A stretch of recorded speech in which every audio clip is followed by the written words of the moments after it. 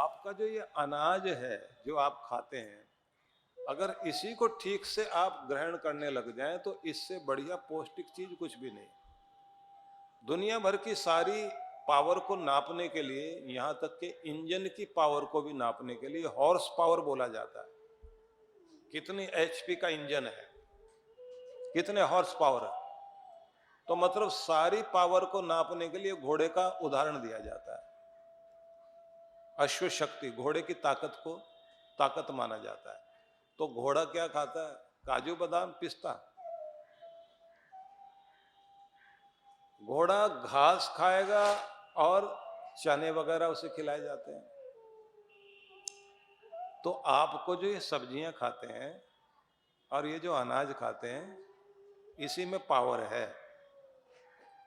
पर इसको खाना कैसे है ये जरा सोच लीजिए। एक तो लगभग सभी अनाजों का प्रयोग करिए, मिक्स अनाज, इसी का आटा हो तो अच्छा।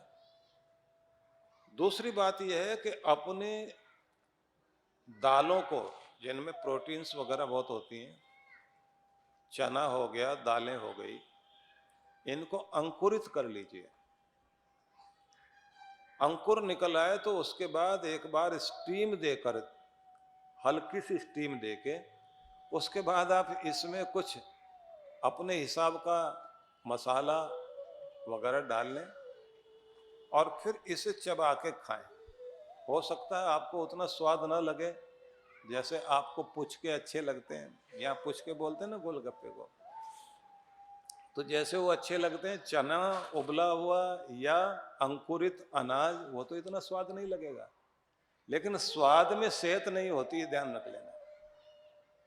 अगर स्वाद के पीछे जाओगे तो सेहत नहीं मिलेगी, और सेहत के पीछे जाओगे तो स्वाद नहीं मिलेगा।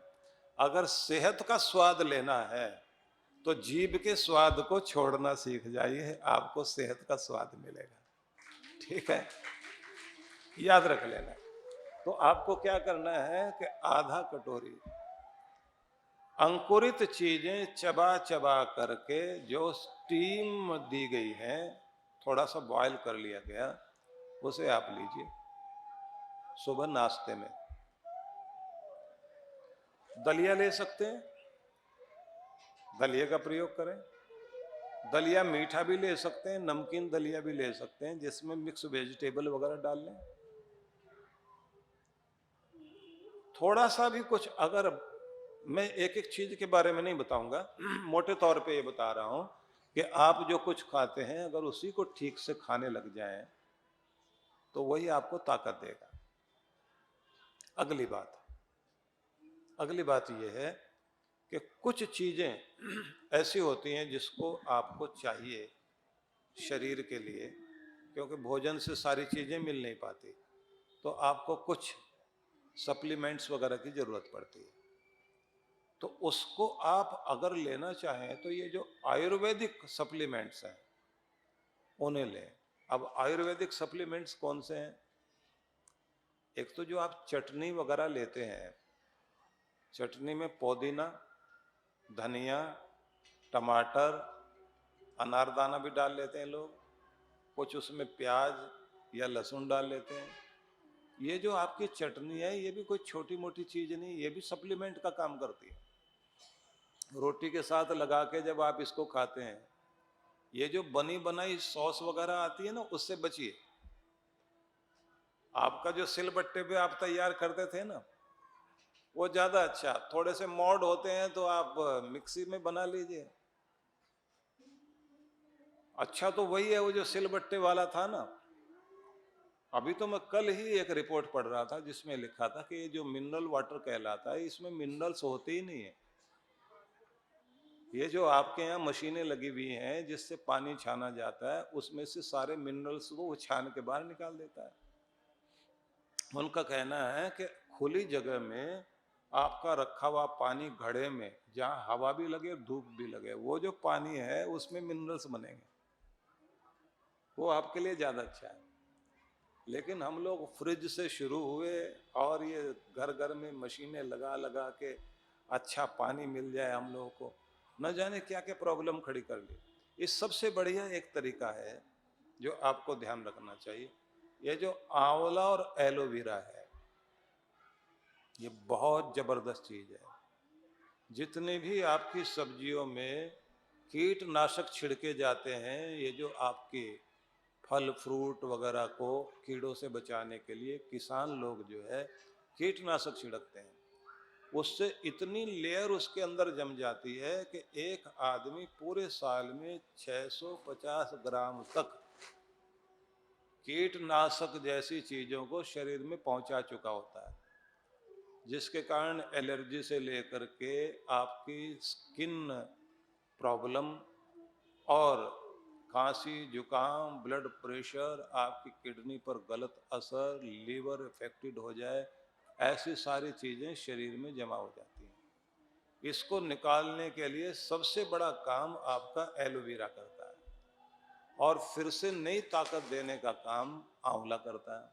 अगर गर्म पानी से सुबह सुबह आप गर्म पानी मिला के आंवला एलोवेरा लेते हैं, तो आपके आंतों की शुद्धि होने के साथ साथ में आपको इतने कुछ अच्छे मिनरल्स और तत्व मिल जाते हैं, जिससे आपके शरीर को नई ताकत मिलती है। बीमार होकर डॉक्टरों की लाइन में लगने से अच्छा है अपने आप को स्वस्थ रखना, क्योंकि दो तरह के इलाज है। एक इलाज तो वो है पोलियो हो जाने के बाद इंजेक्शन लगवाते रहें, ट्रीटमेंट कराते रहें, और एक इलाज वो है कि बच्चे को बचपन से ही पोलियो के इंजेक्शन लग जाएं, जिससे वो पोलियो हो ही नहीं। टिटनेस के खसरे के इंजेक्शन लग जाएं, चेचक के इंजेक्शन शुरुआत में लगवा दिए जाएं, तो आगे जाके चेचक हो ही नहीं। तो आपको वो चीजें चाहिए, आयुर्वेद उन चीजों को महत्व देता है कि जिन्हें प्रयोग करने के बाद आपको उन बीमारियों का सामना करना ही नहीं पड़ेगा। इसलिए क्या करें, भोजन ठीक और अपनी इन चीजों का सेवन। इनमें भी जो सबसे बेहतरीन चीज है वो है 9 चीजों का सम्मिश्रण। उसमें आ गया आंवला, एलोवेरा, नोनी, स्पाइरुलिना, अश्वगंधा, गिलोय और पपीता और व्हीट ग्रास जूस। इस तरह की 9 चीजें। ये 9 चीजें धरती की सबसे बेहतरीन चीजें मानी जाती हैं, जिसमें समुद्री फल नोनी होता है और समुद्र की काई से तैयार किया जाता है। जहाँ झरने गिर रहे होते हैं और गहरे में समुद्र के अंदर एक काई बनती है, उसका प्रोसेस करने के बाद एक सुपर फूड बनाया जाता है, जिसका प्रयोग करते हुए ये जो उपग्रह के द्वारा आसमान में जाते हैं हमारे अंतरिक्ष यात्री, उन लोगों को जो सुपर फूड दिया जाता है उसमें स्पाइरुलिना का भी प्रयोग होता है। हैरानी की बात है कि कछुआ जिसे खा के 300 साल जिंदा रहता है वो भी स्पाइरुलिना है। तो उस तरह की 9 चीजों का सम्मिश्रण माना जाता है ये नवरस संजीवनी। सुबह सुबह अगर ये आप लेते रहें और अपना भोजन ठीक करें, नींद अच्छी लें, और फिर आता है कि आपकी एक्सरसाइज सही हो, फिजिकल एक्सरसाइज वो आप ठीक करें। फिजिकल एक्सरसाइज में भी 3 चीजें जरूरी। पहली जरूरी चीज है कि कार्डियो एक्सरसाइज करो। हार्ट को ताकत देने के लिए आपको दौड़ भाग करनी चाहिए, या तो आप तेज तेज चलें, रनिंग करें या जॉगिंग करें, कोई म्यूजिक चला करके उछले कूदें।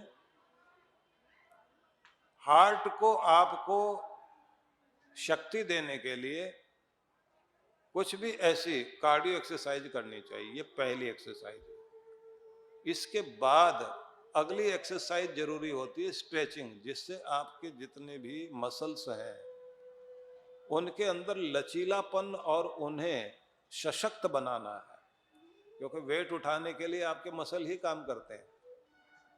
मसल्स अगर आपके ठीक हैं तो बुढ़ापे तक भी आपका शरीर बहुत अच्छे से काम करेगा। दूसरा, आपके शरीर को लचीला बनाए रखना चाहिए। बच्चे को आप देखते हैं ना, ऊपर से नीचे छलांग लगा रहा है, गिर रहा है, कुछ नहीं होता।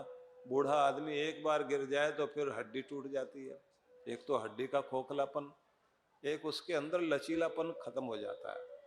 दो ही चीजें बुढ़ापे में जाके गड़बड़ करती हैं, एक तो आदमी का फ्लेक्सिबल बॉडी नहीं रहती, दूसरा उसकी जो मुस्कुराहट है वो खत्म हो जाती है, हंस ही नहीं पाता बेचारा।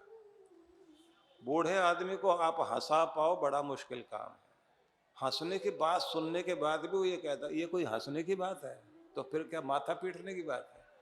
वो नहीं हंस पाता, आदत ही नहीं रह जाती हंसने की, खुश रहने की आदत नहीं रहती। अगर आप लचीले बने रहें और हंसते हंसाते रहें तो आपकी आयु और लंबी होती है। अगली बात, आसन जो है, जितने भी आसन किए जाते हैं योगासन, वो बॉडी को फ्लेक्सिबल बनाने के लिए।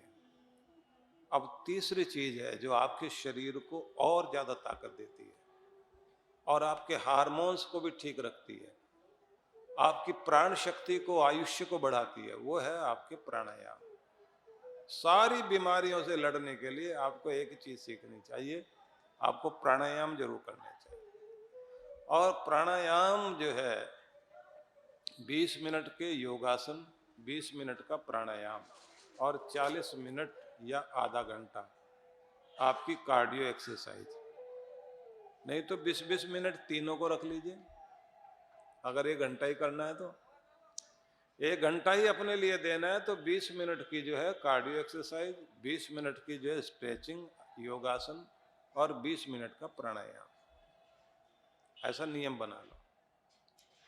देखिए अपने लिए कुछ तो देना ही पड़ेगा, नहीं तो आपकी जिंदगी आप ही के लिए मुश्किल पड़ जाएगी। थोड़ा सुबह जल्दी उठ जाएं।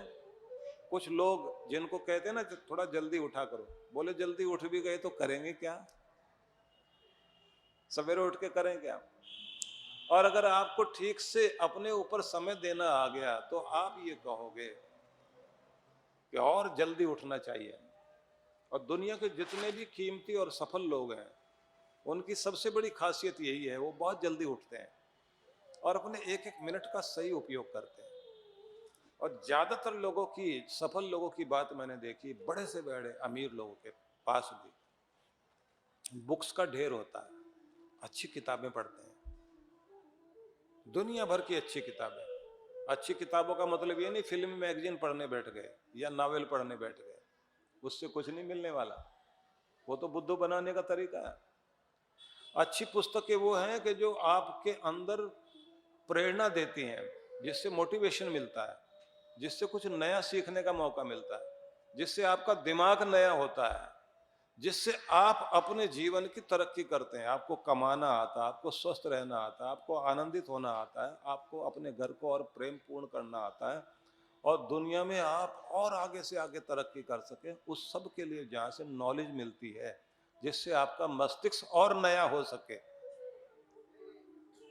वो सब चीजें वे लोग पढ़ते हैं जो सबसे सफल लोग हैं। मैंने ज्यादातर ऐसे सफल लोगों के बारे में पढ़ा भी है, सुना भी है, देखा भी है। पुस्तकों का ढेर होता है उनके पास। जब भी हवाई यात्रा में मिलते हैं, एक नहीं दो दो तीन तीन किताबें लेके बैठे होते हैं लोग, और कुछ लोग सिर्फ अखबार और फिल्मी मैगजीन के पन्ने पलट रहे होते हैं। नहीं बस चलता तो फिर वो जो है अपना मोबाइल खोल करके उसमें व्हाट्सएप और फेसबुक और न जाने कौन सी वो लाइक डिसलाइक करते रहते हैं ना बैठे बैठे, तो वो जिंदगी डिसलाइक हो जाएगी। अगर अपने जीवन को ऊंचा उठाना है तो अपने टाइम को किल नहीं करना चाहिए, समय को खराब नहीं करना चाहिए। और हम लोगों की कितनी बुरी आदत पड़ गई व्हाट्सएप देखते रहने की, खाते खाते, चलते फिरते, उठते बैठते। एक की तो शादी हो रही थी महिला की, बहू की, और वो बहू जो है घूंघट निकाल के गर्दन नीचे करके ऐसे स्थिर होके बैठी हुई, सारे रिश्तेदार तारीफ कर रहे हैं लड़के वाले, बहुत अच्छी संस्कारी बहू मिली है, देखो इतनी स्थिर होके बैठी हुई है, एक बार भी ध्यान इधर से उधर नहीं।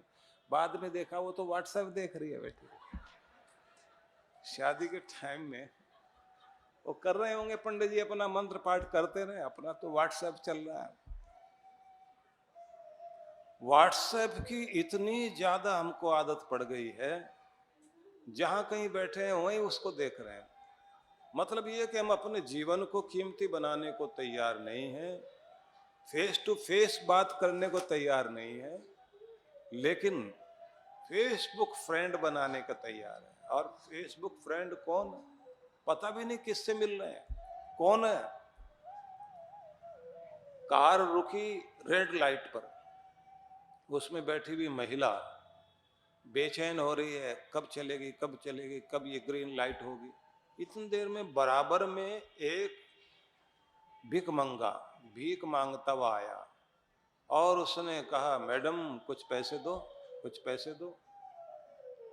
तो वो उसको पैसे देने के लिए पर्स खोलने ही लगी और फिर उसने उसके चेहरे की तरफ देखा और देख के कहा, ओ हेलो, तुम्हारा चेहरा कुछ जाना पहचाना दिखाई दे रहा है। बोला, हाँ मैडम, हम और आप दोनों फेसबुक फ्रेंड है ना। आपने वहां से मेरा चेहरा पहचान लिया। बोले, ये क्या कर रहे हो? बोले, ये तो ड्यूटी टाइम है।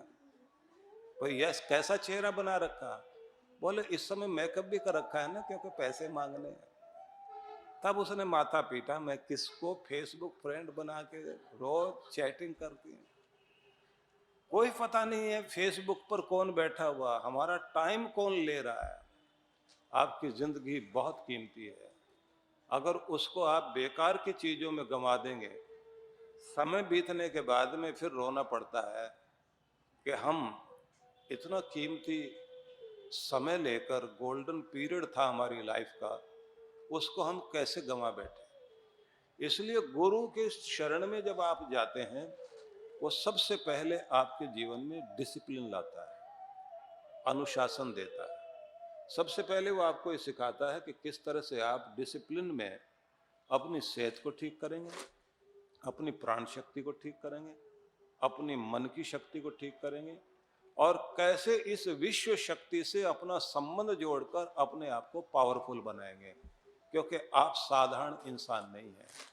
ये ध्यान रख लीजिए, साधारण आदमी के साथ रहने से जिंदगी बहुत साधारण हो जाती है, और खास के साथ चलते चलते आपकी जिंदगी में खासियत आती है। और जब गुरु की शरण में आप चलते हैं तो आपका जीवन दिव्य जीवन बनता है। इसलिए जिंदगी को ऊंचा रूप देने के लिए, दिव्यता प्राप्त करने के लिए अपने सदगुरु की शरण ग्रहण करनी चाहिए।